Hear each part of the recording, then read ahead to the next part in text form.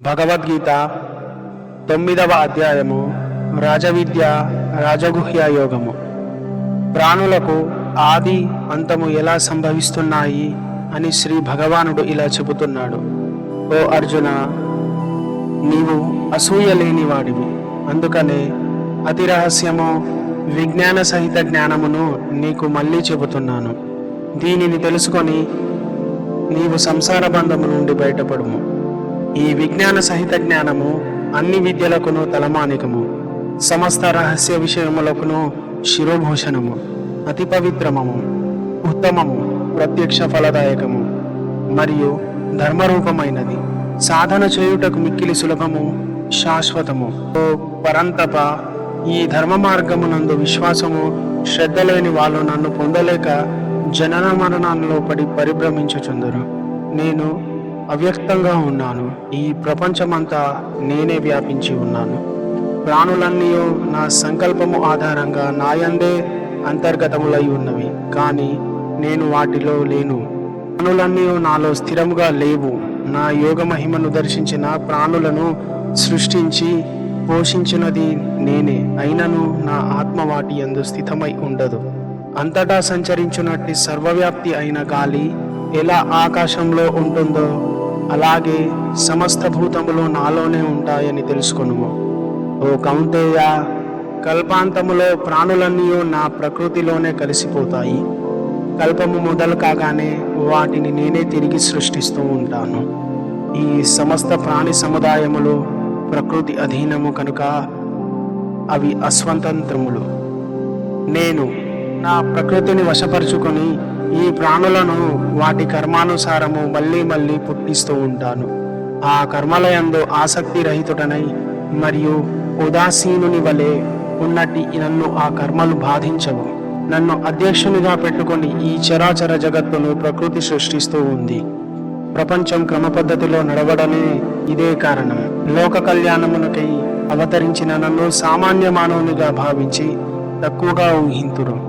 వ్యర్థములైన ఆశలతో, కర్మలతో, వ్యర్థమైన జ్ఞానంతో నిక్షిప్తములైన మనస్సు గల అజ్ఞానులు రాక్షస స్వభావంతో అసుర ప్రకృతితో మోహంలో కూరుకుపోతారు.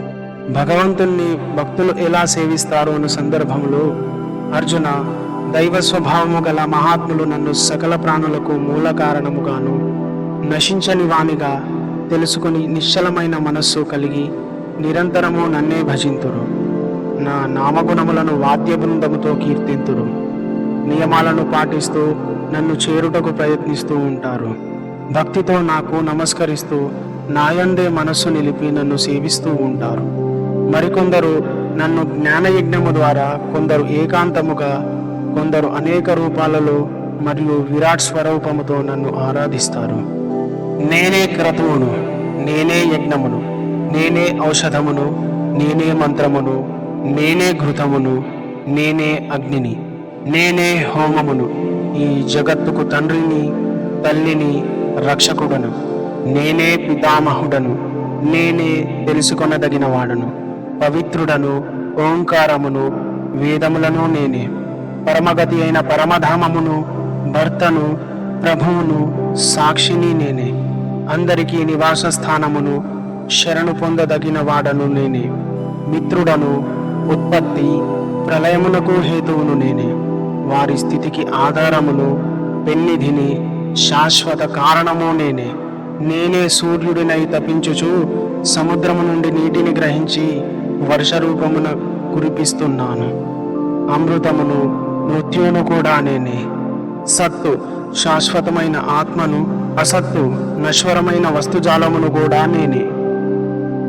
శ్రీకృష్ణ భగవానుని పూజించటం వలన ఎలాంటి ఫలితము లభిస్తుంది? ఇతర దేవతలను ప్రార్థించటం వలన కలిగే ఫలితము ఏమిటి అన్న సందర్భంలో, వేదములచే సకామ కర్మలు చేయువారును, సోమరసపానము చేయువారును యజ్ఞాల చేత నన్ను సేవించి పాపాలు పోగొట్టుకొని స్వర్గం కోసం ప్రార్థిస్తారు. పుణ్యప్రదమైన స్వర్గలోకాన్ని పొంది అక్కడ భోగాలను అనుభవించి పుణ్యము క్షీణించగానే తిరిగి మానవలోకంలో పుడతారు. ఈ విధముగా వేదోక్తమైన కోరికలు తీర్చుకొనుటకు పనులు చేసేవారు జనన మరణ చక్రములలో పడి తిరుగుతూ ఉంటారు. నన్నే నిరంతరము అనన్య భక్తితో చింతన చేయుచు ఉండే భక్తుల యోగక్షేమాలను నేనే వహించుచుందును. శ్రద్ధతో ఇతర దేవతలను ఆరాధించే భక్తులు కూడా వాస్తవానికి నన్ను ఆరాధిస్తున్నట్లే, కానీ వారి పూజలు అజ్ఞానముతో కూడినవి. ఎందుకనగా సకల యజ్ఞములకును భోక్తను స్వామిని కూడా నేనే. వారు నా పరమేశ్వర తత్వమును గుర్తించలేరు, అందుకే పతనమగుదురు. దేవతలను పూజించువారు దేవలోకములను పొందుదురు, పితరులను సేవించువారు పితృలోకములను వెళ్ళుదురు. భూత ప్రేతములను అర్పించువారు భూత ప్రేత రూపములను పొందుదురు. నన్ను ఆరాధించు భక్తులు నన్నే పొందుదురు. అట్టి నా భక్తులకు పునర్జన్మ ఉండదు. నిర్మల బుద్ధితో నిష్కామ భావముతో పరమ భక్తిపూర్వకముగా సమర్పించు ఆకును గాని, పుష్పమును గాని, ఫలమును గాని, జలమును గాని నేనే స్వయముగా తృప్తిగా ఆరగింతును. ఓ కాంతేయ, నీవు ఆచరించు కర్మను, భుజించడి ఆహారమును, హోమము చేయు హవనమును, అర్పించు దానమును, ఆచరించు తపస్సును నాకే సమర్పించుము. ఈ విధముగా సమస్త కర్మలను భగవంతుడైన నాకు అర్పిస్తే శుభాశుభ ఫలరూప కర్మ బంధముల నుండి విముక్తుడవై చివరకు నన్నే చేరగలవు. దుర్మార్గుడైన భగవంతుణ్ణి సేవిస్తే ఫలితము ఎలా ఉంటుంది అనే సందర్భంలో నేను సకల ప్రాణుల యందును సమదృష్టి గలవాడిని. నాకు ప్రియుడు గాని అప్రియుడు గాని ఎవ్వడనూ లేడు. కానీ నన్ను భక్తితో భజించువారు నాయందే యుందురు. నేనును వారి యందు ప్రత్యక్షముగా ఉంటాను. ఎంత పాపి దుర్మార్గుడైనను అనన్య భక్తితో నన్ను సేవించినచో అతనిని సత్పురుషునిగానే భావిస్తాను. ఎలాగనగా యథార్థముగా అతడు నిశ్చయ బుద్ధి కలవాడు.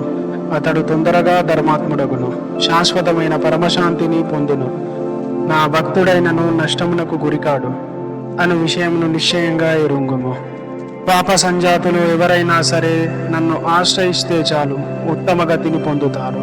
ఇక పుణ్యాత్ములు, రాజర్షులు, భక్తులు నన్ను శరణు పొందినచో ఇక ప్రత్యేకముగా చెప్పేదేముంటుంది.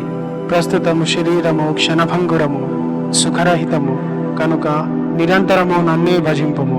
నీ మనస్సును నాయందే ఉంచు, నా భక్తుడిగా నన్నే పూజించుచు నాకు నమస్కరించు.